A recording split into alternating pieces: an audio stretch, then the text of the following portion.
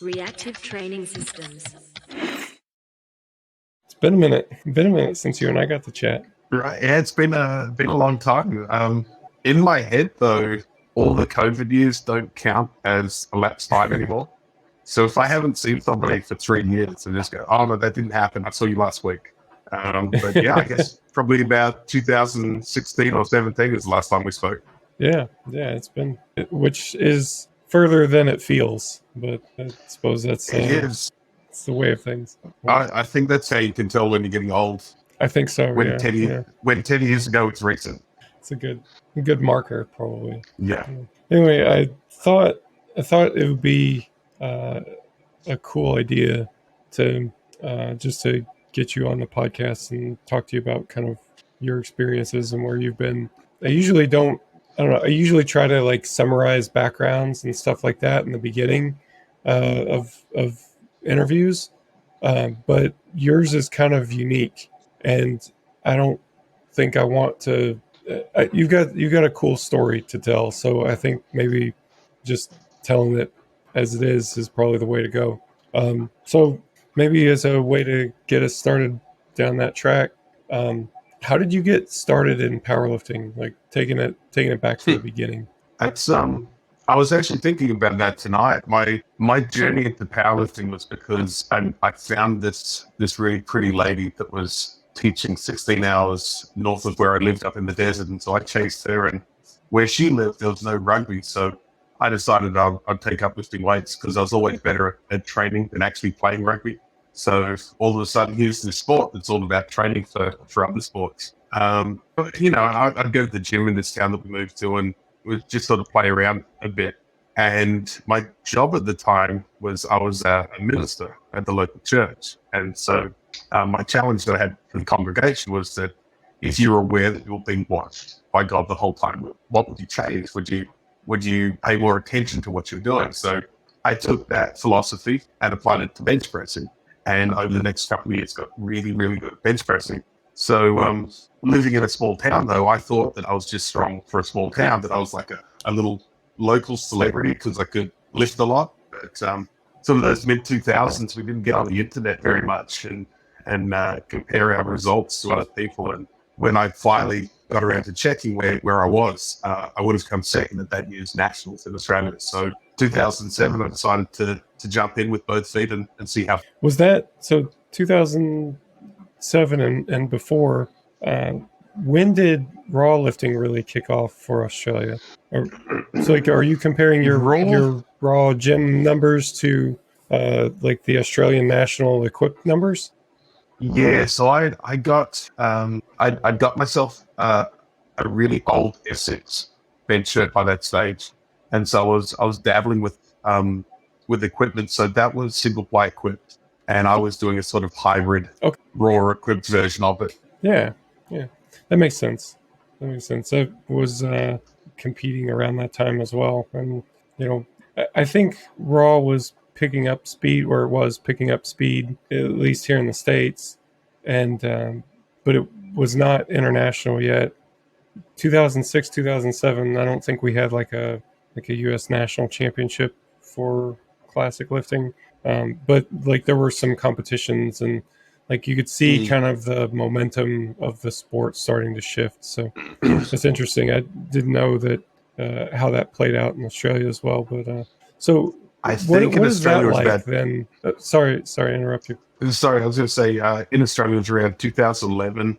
I think was the first classic nationals, which I was fortunate enough to be at, and I took the super heavyweight on that one. But then I think 2012 and 13 here in Australia really took off. Like we started having massive meets all around the country, just because all of a sudden nobody had to work out what the hell to do with a bench press shirt. Well, what is that like for you then? Like you're in a small town. Were there other powerlifters nearby that could like help you figure out the bench shirt in those early days, or were you self-taught? No, I was 100% self-taught. The first powerlifters I met were at my first meet, and I had to drive for 18 hours to get to that meet. So I had no one. I was literally working stuff out on my own. When your YouTube channel started, I used to pinch a lot of your tips for getting suits and shirts on. So you used to have this great video on how to put on a bench shirt by yourself, and you sort of roll it up and leave a tag hanging out. I was still doing that in 2015 at the Bench Worlds in Sweden, putting on a shirt like that. That's awesome. That's awesome. Whenever I dabble with shirts and stuff like that and training blocks, I still do it the same way. Yeah, I think I've told this story on here maybe before, but I was training in my garage pretty much by myself all the time. And when I was first starting that, I remember thinking, like, how am I going to manage the bench shirt by myself? And there was a big question mark. And I came across a video of a Japanese lifter who was using that very same technique of, like, rolling the shirt in a certain way, and he could kind of get it on. And I guess it's not the same as, like, if you wear your gear like actually tight, it's still limited, right? But it was the best option that I had available, and it worked all that time. So that's cool, though. That's cool that kind of made its way to you and was impactful. I mean, driving 18 hours for a bench shirt workout's probably not going to work out very often. Yeah, I used to. I would train on my back patio for the most part, and every now and then I'd go to the local gym in town, and I'd just find people and try and educate them on how to put a bench shirt on me. And so when we found out you'd done a video, I'm like, okay, that's what we're doing from now on. That's too much the other way. For me, I got the shirt on the first time. Like, I saw this Japanese lifter doing it, and he gets his shirt on, and I got excited about it. And of course I had to try it. So I get the shirt on, and it's like, now how do I get it off? And I was I was home by myself at the time, and so I ended up, like, just sitting there for 45 minutes or so with my bench shirt on, waiting for my wife to get home so she could help me get the shirt off. Then later you figure out how to hook it on a power rack hook and get it off, but one thing at a time, I guess. I had the same thing happen with a squat suit one night. I did a lot of volume, and then I couldn't get it back down over my quads. I just sat there for an hour until my wife came home, and lying on the floor, taking at the end of the suit to get it off. Oh, it's so uncomfortable. Oh, man. Yeah. So that took you up to 2007 or so, and then where'd you go from there? So 2007, did my first comp, which is the Western Australian State Finals, won that, went to Nationals and bombed on squat depth. Then I did my next comp, missed all 3 benches, and then I still somehow got picked for the national team and went to the Commonwealth Championships in New Zealand. I managed to bomb on deadlift. So well before all those young raw guys were bombing out on deadlifts. It was actually funny. So it was one of those old Usaka bars. They've got the funny markings on them. They've got extra lines on it. I'm walking out for my first deadlift because it happened earlier on during the week to a 75 kilo lifter. And Jeanette G was just in the front row and said, "Nathan, look at your hands. Make sure of the markings." I went down and I offset my hands. And so my first, my opening pull, I twisted, wrenched my back, and then missed the next 2 attempts. So in my first 4 competitions, I managed to bomb on everything once. Getting it out of your system early, right? Just get rid of it, make every mistake that it could possibly make. And then 2008, started breaking the national bench record, and then just went on a tear for about 9 years there, breaking the bench record a couple of times a year until we got out to 750 pounds. So I think it started at 260 kilos. I took the record and I got it out to 340 by the time I had to give up. That's crazy. I didn't realize it had been pushed out that far. Yeah. Wow. So unfortunately nowadays, because no one's really doing equiplifting in Australia, I've still got that record from 2015, which I'm happy about, but I'm really disappointed about because that should have gone by now. Yeah, it's I know where you're going with it too. You're like, it's nice to hold on to those records for a long time, but only if people are going after them, Yeah. It's like these competing interests of, like, yeah, it's nice to have a long-standing record, but also being interested in the growth of the sport. So is that primarily, so you and I started working together in 2011, if my records are correct. Yeah. End of 11, started 12, I think it was. Mm-hmm. And then, with you, what was that? I was the first person in the Southern Hemisphere to bench press 700 pounds drug-free. and we're doing programming cool. for raw and equipped meets and bench only meets all at the same time, which That I was always fun. thought which was really cool. I'm just like, this guy's good at programming. Let's give him the challenge. Well, just hey, we like lifting weights, so lift all the weights, right? Right? That's what I think. Yeah. So, did you primarily see yourself as an equipped lifter then, or I'm all of the above. But I think 2 years in a row I did at the Arnold's. I did the raw comp on the Friday, the raw bench, and then the Titan Pro bench on the Sunday, just because like it's all lifting. It really doesn't matter. I liked the part of the sport that really attracted me was like hanging out in gyms with your mates, just having fun. And comp day was always that for me. And so the more comp days I could do, the more fun I was having. So if you got different variations on the sport, give it to me. I'll give it a go. So, but it did annoy me when people talked about me as a bench only lifter. so not a bench only guy then? Yeah, it took me a lot of years to deal with that. But nowadays when people go, oh yeah, Nathan Baxter, the guy with the big bench, I'm like, yeah, that's me. I'll take that. I'll wear that. But for the longest time, if people introduced me as a bench only guy, I would give them all of my 3 lift stats just to go, no, I really do squat. So that you kind of stayed in it and were continuing to compete at that level up till 2016. Is that right? That's right. Yeah. Yeah. And then So, where do you go from there? So from there, 2016 was my last comp. I had this problem at about 5-6 meets over 3 years where one side of my body would lock out really strongly and the other side of my body would do nothing. So I opened what I'd worked out a few things in training. So I was opening a bit heavier than what people expected. I'd been doing doubles with 350 in training. Opened on 350. The left side of my body went fine. Right side just did nothing. First time that ever happened was in Auckland, New Zealand back in 2013 when I bombed in a bench cup then. And so that kept on happening for all the way from 13 all the way through the end of 16. And we could never work out why. I saw all these specialists, went to lots of doctors. And through that time, my health was going down. I could feel things weren't right, but no one could give me an answer as to what was going on. The answer came to me right at the end of 2016. I woke up about 3 or 4 in the morning and I'd had 5 strokes. So I couldn't walk, couldn't use the left side of my body. It was paralyzed. My face melted like a candle. Called the paramedics and they raced me off to the hospital. What had happened was that I'd gone into heart failure at about the end of 2013. So I had an undiagnosed heart condition for about 20 years. Then I played all this sport, did powerlifting, and I'd worn my heart down to not very much. And then so over the course of 3 years while in heart failure, I'd have all these really weird symptoms. But because I was a tough guy and had a lot of discipline, I would always push through those sessions, do a little bit more cardio, all those kind of things. But what it actually did was wear my heart out to 10% of what a heart should be functioning at, and the blood would inside my heart. And so it's just that one night.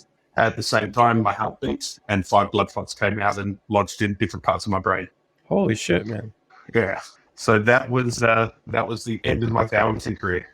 So what is that? Let's see. I suppose maybe the best place to start is you mentioned like this kind of stemming from an underlying heart condition. Is that just something that's that you were born with, or is that something that you picked up along the way and powerlifting just didn't help, or how does that work? I think I was born with it, and so in talking to my cardiologist a lot about it after when I was rehabbing, I said like the powerlifting causes. That was my big fear. I said, did I do this to myself? And he said, no, Yeah. you would have done this eventually. But lifting as much as you did and training as hard as you did, what you would have had in your 80s and died from, you just brought forward to your 40th birthday. So The way I look at it is if I had waited all that time, I would have died from this. But this way, I don't die from it. I learn a whole bunch of really cool lessons. Not saying life has been easy. It hasn't been really hard, but this way I get it's almost like a second chance with all this extra knowledge and armed with what I think is a bit more important in life to be able to. Yeah, definitely. So after that kind of initial period, what is the rehabilitation process like for you? Like, is it like learning to walk again and everything, or? Hmm. Yeah. So the rehab initially was all around my heart because that's the thing that would have killed me the quickest. So we did lots and lots of support with cardiology units and cardiac rehab. My training was really learning to walk again and learning to walk at distance. Initially, my goal was to be able to walk to the letterbox and back. So I know I'd walk to the mailbox each afternoon. I would stand out there leaning on the letterbox for a while until I was fit enough to walk back. And then we just progressed that out. I used a couple of cafes that are close to my house as my goals of if I can walk a bit further, then I get to sit and drink a coffee and then walk back. Unfortunately, though, I didn't get any neurology support. So I've done, for the last 6 years, I've done self-directed neurology rehabilitation.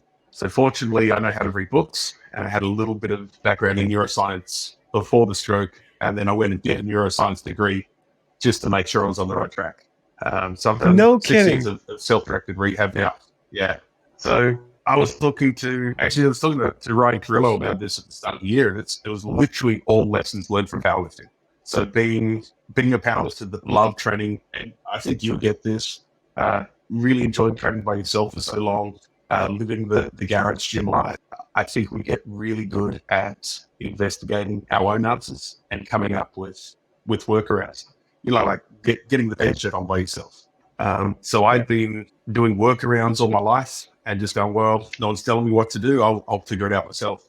So that's what I did. So Now you can hear me. I speak properly. My left hand works just fine. I walk properly. I squat every now and then. that's maybe the most intense thing I've ever heard. So in the absence of neurology support, you went and figured you'd be your own neurology support and went and got a degree. So that's amazing, man. So what is that like? What are kind of like the nuts and bolts of neurology rehab in a situation like that? So the way I always look at it, and it scales out with either rehab or high performing athletes. All pain is an action signal to move differently, because the whole reason we have brains is that we're designed to move. So if movement is causing any kind of pain, and here I broaden it out to broaden the definition of pain to encompass emotional pain, which can include frustration. So even frustration and not being able to do something, it's a type of pain. And so we can use pain to guide that movement. So if something is causing pain, we've got immediately two things that we can try. We can either do it smaller, just go a smaller range of motion, so don't push quite as hard, or do it slower. So we slow it right down. So a lot of my training initially was static, all static, just we call it active contractile mapping, just finding muscles that weren't working and doing anything I could to elicit muscle contraction out of that muscle. And then after a while, if you think about it, they're all the letters of the alphabet, the way each muscle works, then we just start putting muscles together into words. So little motions, small movements, and then unpack that out into walking, running, jumping, twirling, doing all the really complex stuff. But it all starts with just where have you got on that day, just a little bit and a little. Yeah, that's impressive, man. It's similar in some ways to, I mean, it makes sense that it would be similar to other forms of like pain management and nerve uh, type rehabilitation that we see in other contexts. So, like, I'm thinking about there's a couple lifters now that I coach, but one in particular I'm thinking of who had a disc issue in his neck, and it was causing some weakness and atrophy in his arm. And as part of like the rehab process for that is training those muscles. And like you said, just kind of looking for any way that we could to elicit a contraction in those muscles. He had access to a flywheel, so kind of using a flywheel, trying to, this is me without a neurology degree, speculating on plausible mechanisms maybe, but thinking like, well, what if we try to use some of these eccentric reflexes to get more of a muscle contraction in there, and some things like that, which it's hard to pin down things like causality, but it's things progressed in the right direction, whether it was due to what we were doing or not. It was interesting to see parallels there between the different procedures, the different conditions. Yeah, I know. One of the other things I did, like from day one in the hospital, I'd read a few years before The Brain That Changes Itself by Dr. Norman Deutsch. Incredible book. And in it, he talks about V.S. Ramachandran, who's like one of the godfathers of neuroscience research. His dad had a stroke, and Ramachandran just did lots and lots of sensory stimulation. So almost take everything back to infant level. And so, when you look at kids and they're rubbing, they're touching, they're moving stuff just to try and get any kind of brain stimulation.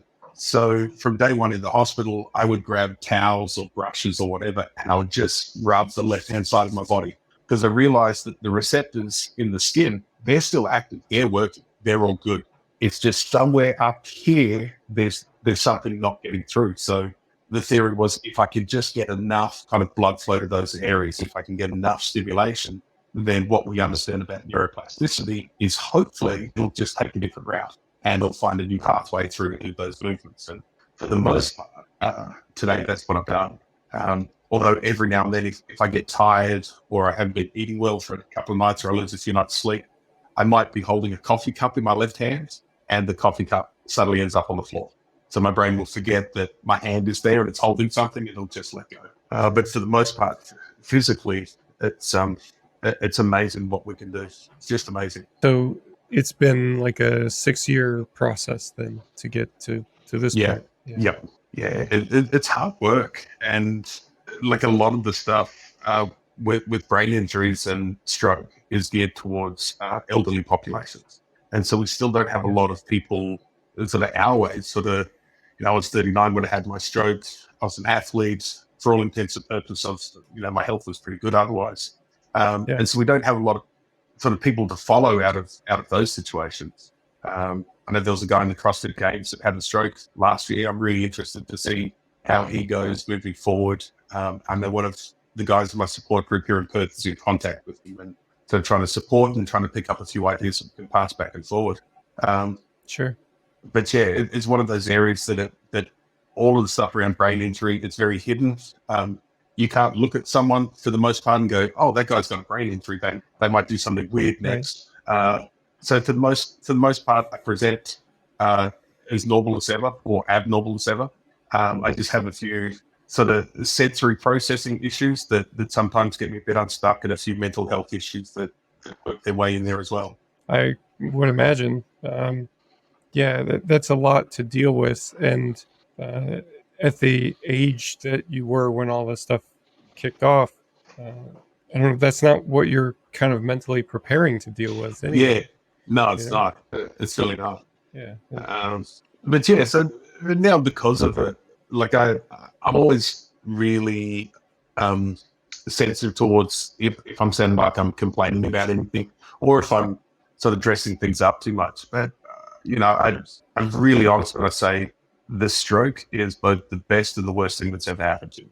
So it's the worst thing that I lost my business.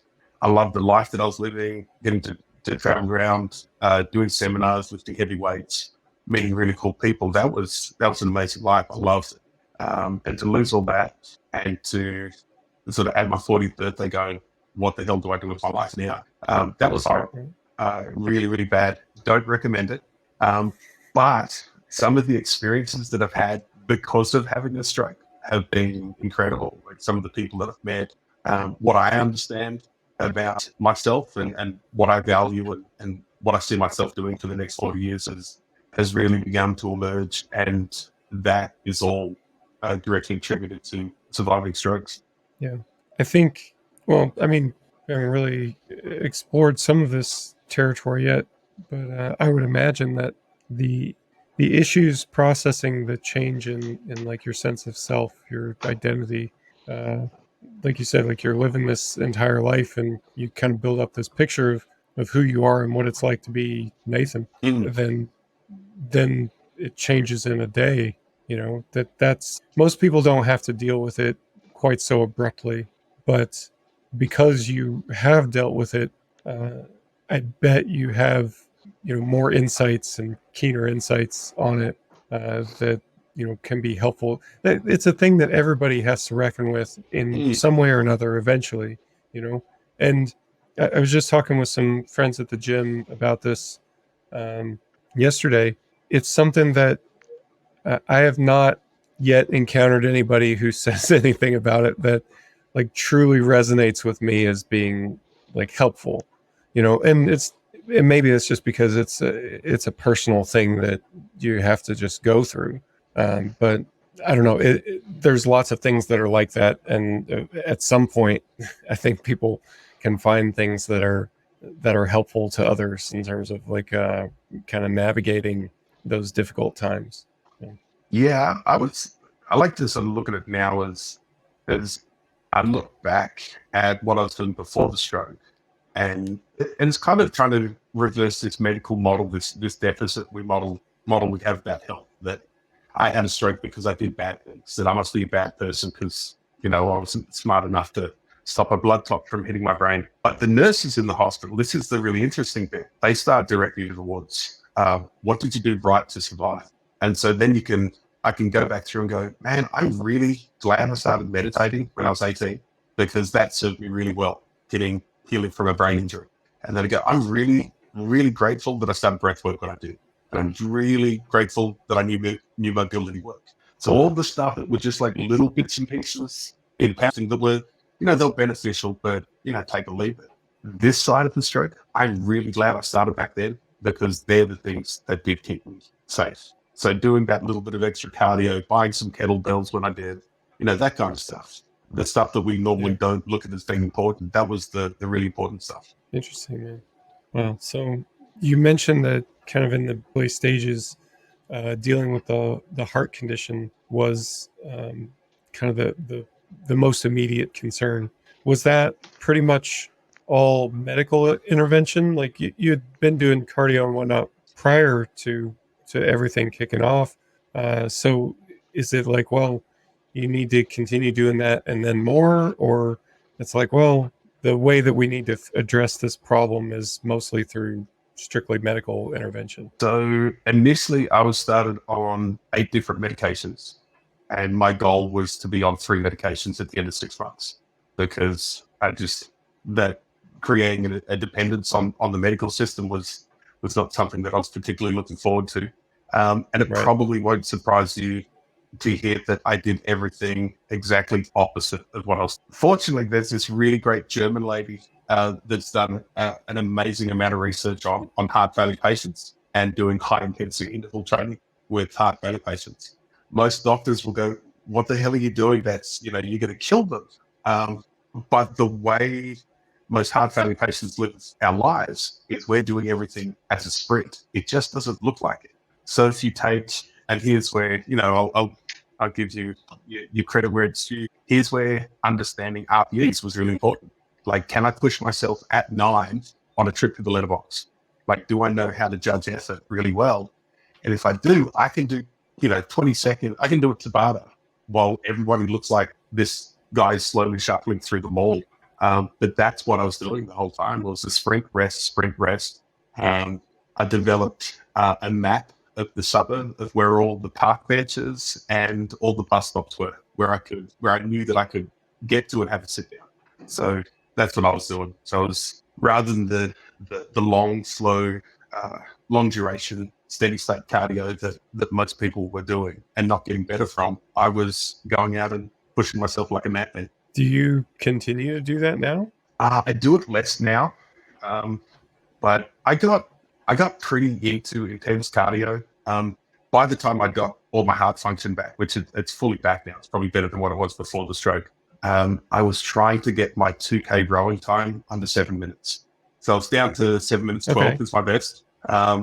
So, I was still 300 pounds doing that. And I thought, maybe now we'll look for something a little bit more mellow. So I took up surfing instead, which is a little bit less intense, but it does the job. Yeah. Wow. So get really into cardio. Is there something that you would recommend then? Like, is there something that you could have? Well, let me frame this better. you mentioned not feeling well and having some kind of early signs that something wasn't right when you were competing, and uh, going to see doctors and kind of looking into it and not being able to find a problem. Is it that there was a problem there that could have been found, Yeah. or Yeah, it's a very easily identifiable problem. I've given this speech a few times now to medical students at the university I went to, about the dangers of confirmation bias. The first doctor that I ever saw, I looked him in the eye and said, "Do you think it could be my heart? Because I've got this nagging left shoulder pain and things just aren't right. Could it be my heart?" He goes, "No, it's not your heart." My mistake was accepting that it wasn't my heart at that point. I didn't accept what his diagnosis was. I knew that he was wrong about that, but I accepted the bit about the heart, and I didn't get that second opinion. So now I know, and I must have told a dozen people now when they get something that they don't feel right about from the doctor is, all right, get 2 or 3 more people to check that out. yeah, So that's a with the hard one knowledge that I though. have Like, now, so it doesn't help me much, but that's it a helps hard my one friends a lot. in that situation.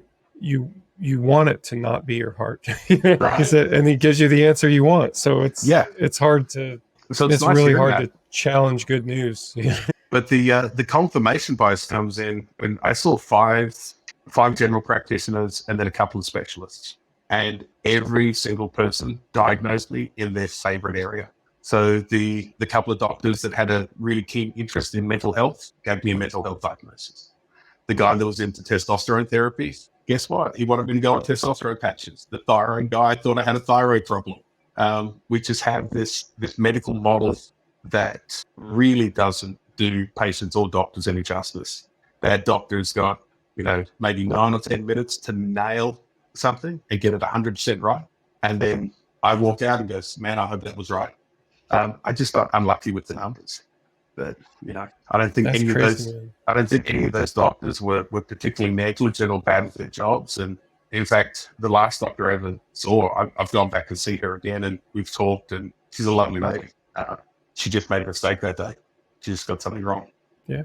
And I mean, sometimes some problems surely are difficult to nail, and it doesn't mean that it's any less important or impactful to get those answers wrong. Right. If I'm fair, I hung out in Sweden for over a week with a pretty famous doctor in the USAPL, and he missed it as well. We spent a fair bit of time together over those 2 years, and it's just not something that you would expect from somebody that was in my position.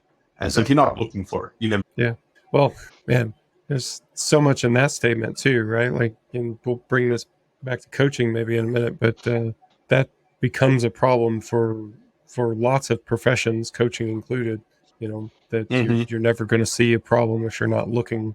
And gosh, there's so many directions to go with that, right? Like the importance of education, the importance of a broad education, frankly, and just having a little bit of knowledge in a lot of domains so that you at least know what's out there, that it's hard to know that you even could look in certain areas if you just have never explored that space, but man, that's pretty wild. So I suppose to bring us up to present day, and in terms of like your physical life, so you go from being a rugby player to a powerlifter, to having heart failure and strokes, and then doing a considerable amount of that rehab process yourself.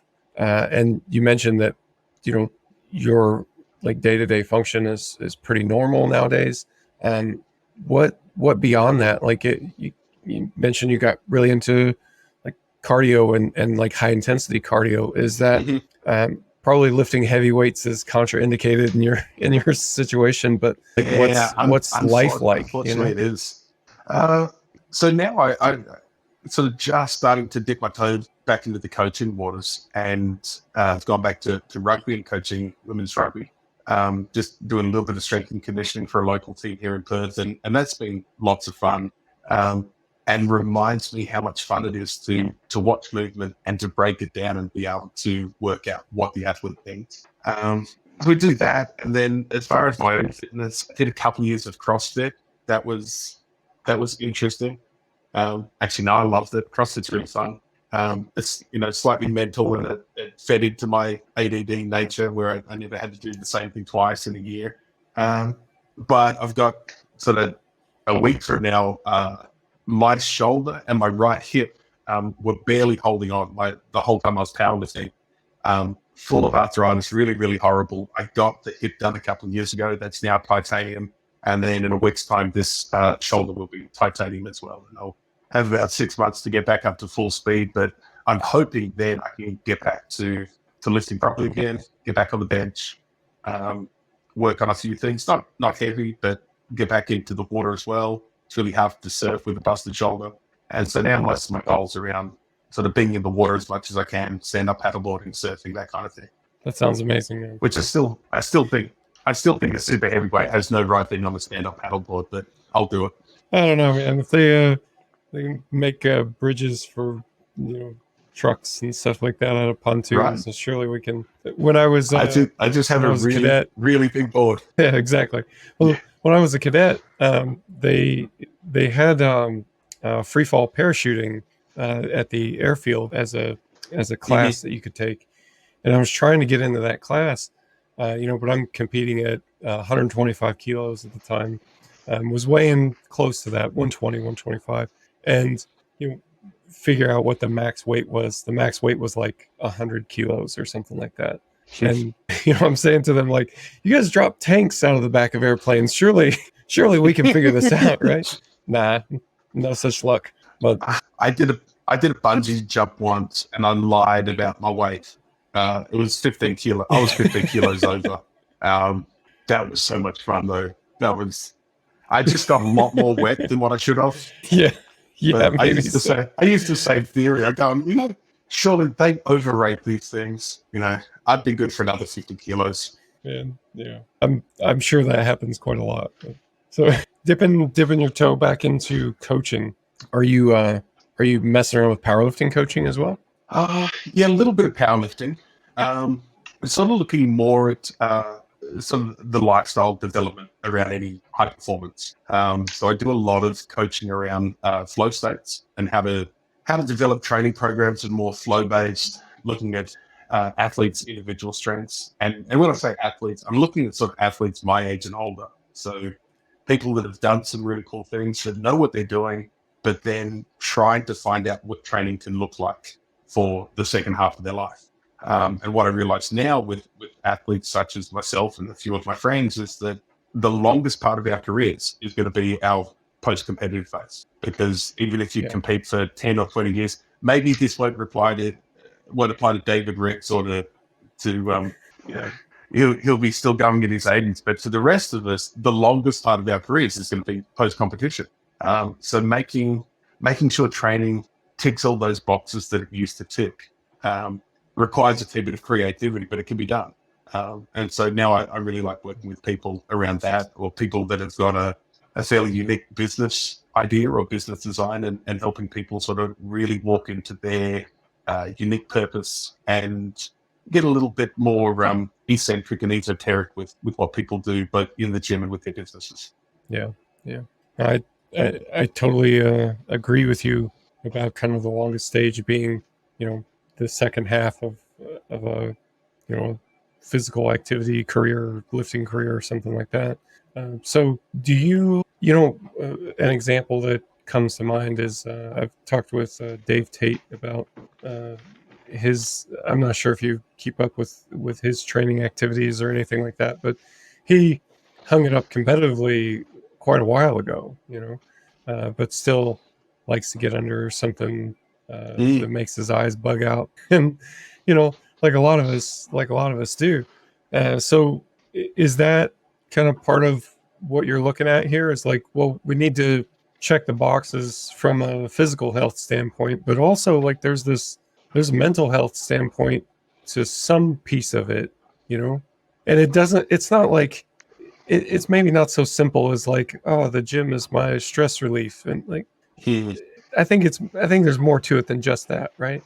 Yeah, I think there's way more to it than that. If you look at all the flow research, it's pretty clear that flow states are our optimal experiences. They're the peak experience. And if your peak experiences through your life have always been around lifting, then taking that away and go, okay, you can never have that thing that lights you up more than anything else, and just removing it from someone will cause mental health problems. Every single time. We've seen it with pro athletes when they retire, the amount of depression when you take that. Well, you're taking the movement part away from it, which will cause some mental health problems, but also that spark, that thing that really ignites people. When you take that away, it's like taking hope away. And I think taking hope away is the cruelest thing that we can do to another human. So by extension, then delivering hope to someone is the kindest thing that we can do for someone else. So I work with people. We spend a lot of time telling stories about what they did as kids, what they did as adults, what part of powerlifting or what part of sport was the bit that they really got. And then we try and find things that are similar to it that you could still do when you're 50 and 60 and 70 and 80. And for me, as long as I get under a heavy yoke once every 6 months, I'm pretty happy that I've ticked off the heaviness quotient. And I know for some people it's all about being super, super competitive, and you can just channel that into another competition. But for other people, that it's all about sort of that technical mastery and feeling the movement, which always was for me. I've found that I can sort of blend that same idea into other pursuits, which was like the surfing, like yoga. Obviously, my yoga looks a little bit different to the young Lululemon lady next to me. But just trying to modify everything so it's bespoke to the individual and go, all right, this is, get out there and keep on lifting your belt. Yeah, definitely. I know that was part of it for me. I've been thinking more lately about how purpose, a lot of this is, we'll just narrow it down to purpose in powerlifting or purpose in training, and how that can change for an athlete over time, over a career.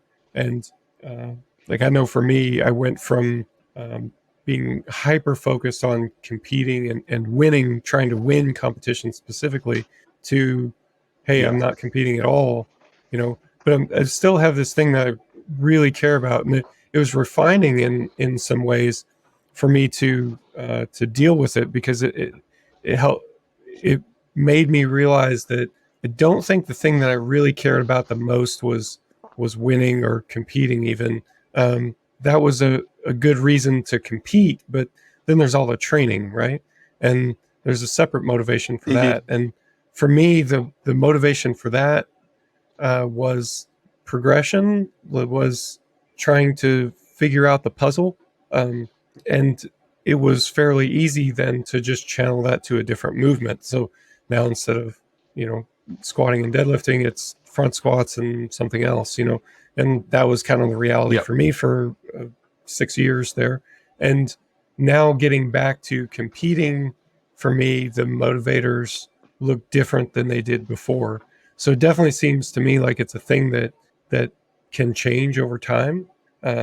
But also, I wonder what aspects of it are, those more consistent aspects that stay with us, and maybe that's kind of what you're, well, I should ask you, is that kind of what you're getting at with what's producing, what's feeding into flow states? Yeah, pretty much. If you look, the mechanisms of flow are pretty well researched now, and we know what gets them. And it's things like autonomy and mastery, and familiarity, but familiarity with novelty that tends to keep people into flow.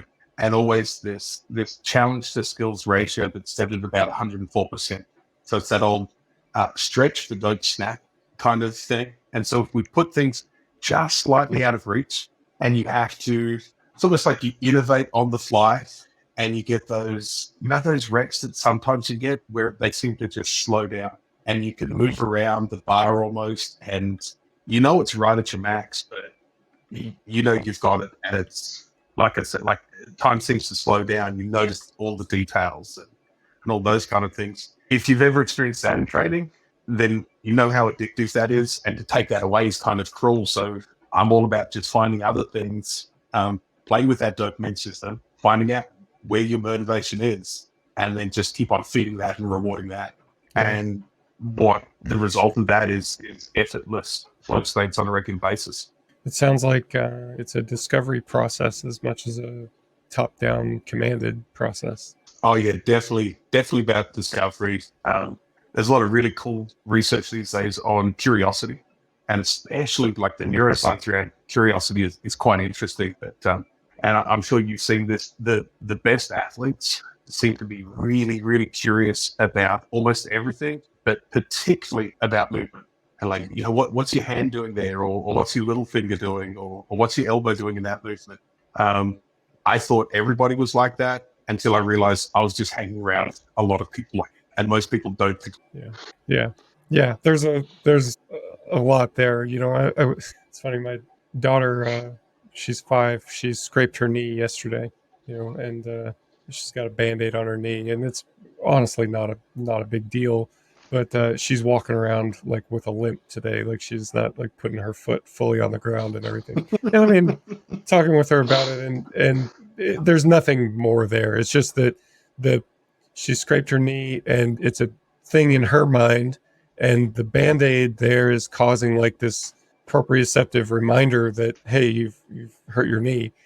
So the Band-Aid is like providing this like proprioceptive reminder that she scraped her knee. So she's like being really light on that foot and just kind of walking gingerly.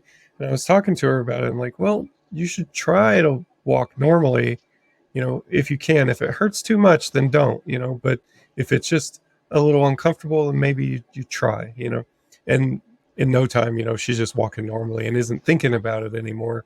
And I mean, that's so much of the rehab process is trying to find this line. You strain your quad or something like that.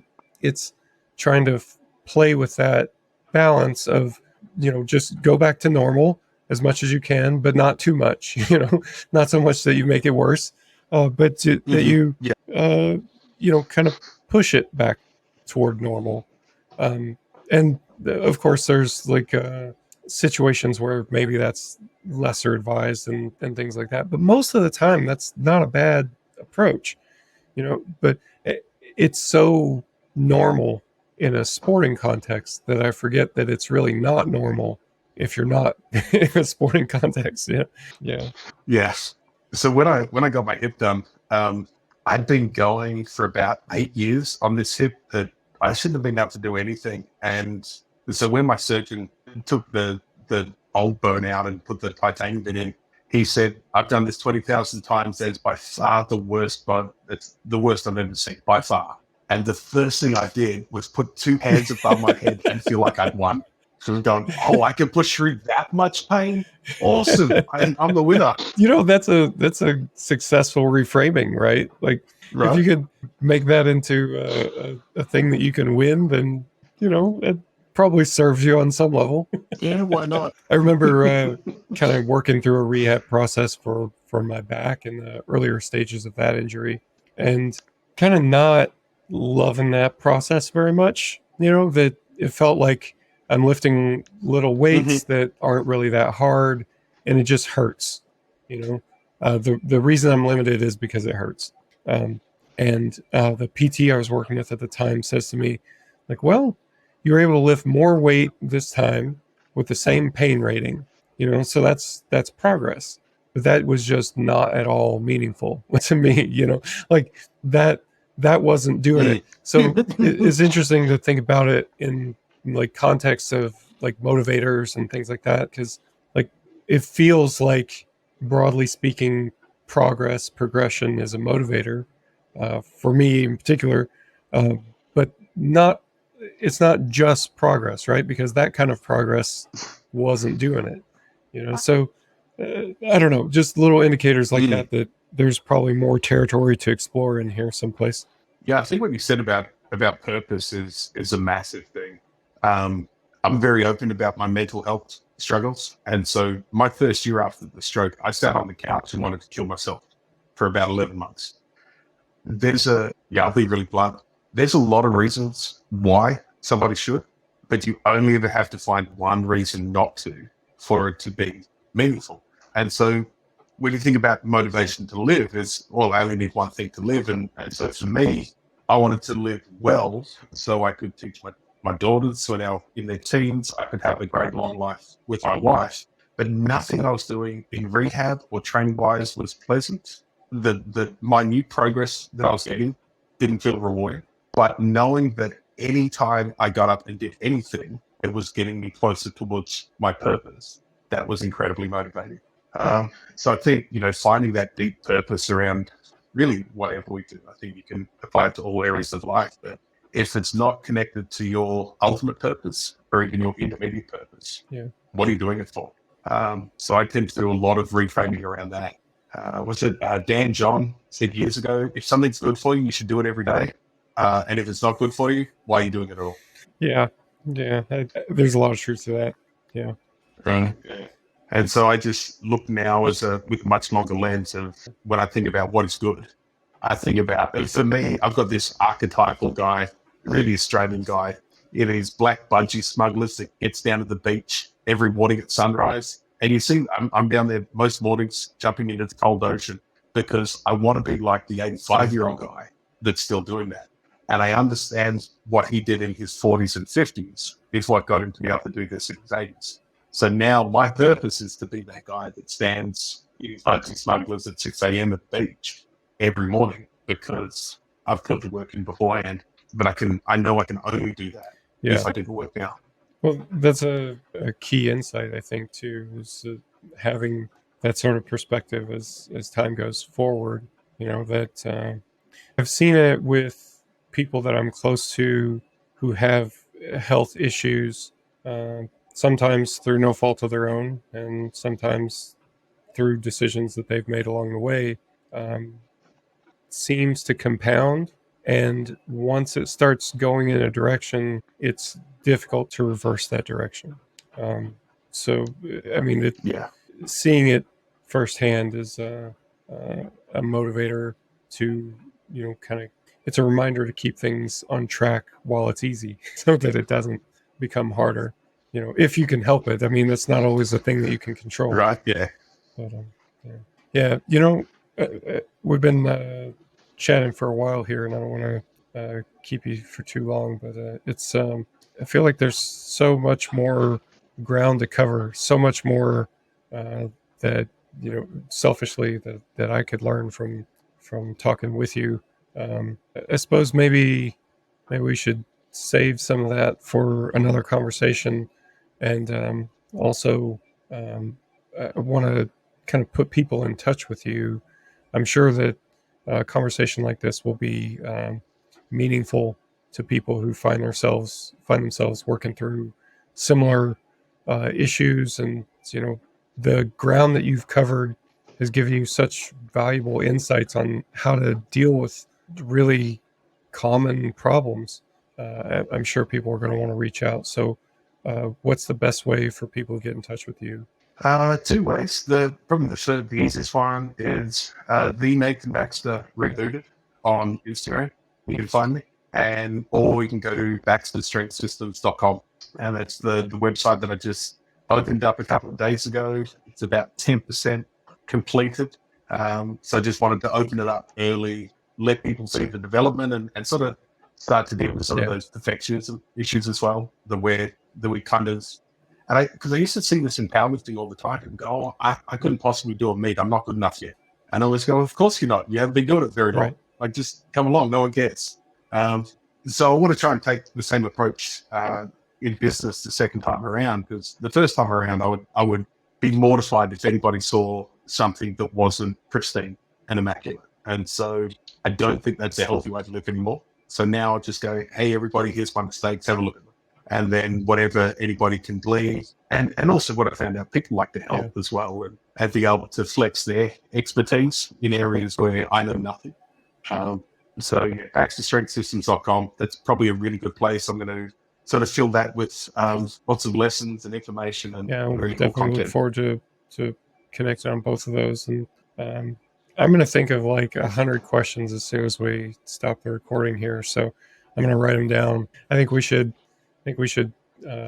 definitely connect for a round 2 here. But, thanks, man. Thanks for being here. Thanks for being so open about all this stuff, and having such important things to say. And thanks everybody else for watching and listening, and we'll see you all next time. Cool, man.